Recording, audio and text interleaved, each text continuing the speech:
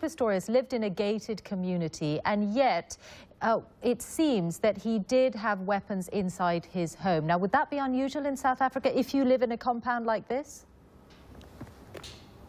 Not particularly. You'll probably find that relatively common.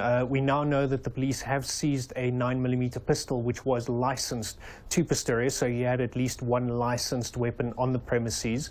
And a number of people would keep weapons around the home. Weapons are still quite prevalent in home defense in South Africa. And for a man like Pistorius with his level of income, it's not that unusual for him to both be within a gated community and have his own weapons to hand. Okay, he had a high level of income, certainly an incredibly high profile. I mean, how familiar were this couple, Oscar Pistorius and Reva Steenkamp? They'd only been together for a short time, but would generally people have known they were a couple and seen them around?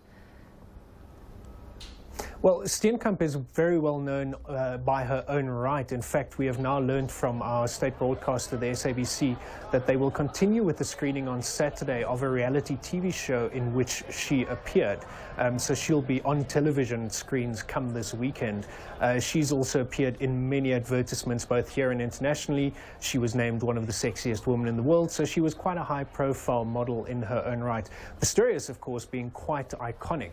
Now, the two have only been recently linked as a couple, and in fact, most recently, Steenkamp was still saying that they were merely friends at that stage.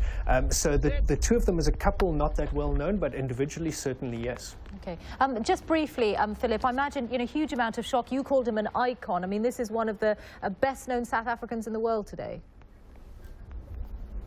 Absolutely. He's very well loved in South Africa for being a man who overcame adversity and did so publicly. So very well regarded. And yes, I think it would be fair to say South Africa is in shock to see this developing. Okay, Philip, thanks very much indeed. And we'll continue to follow the very latest on the Oscar Pistorius.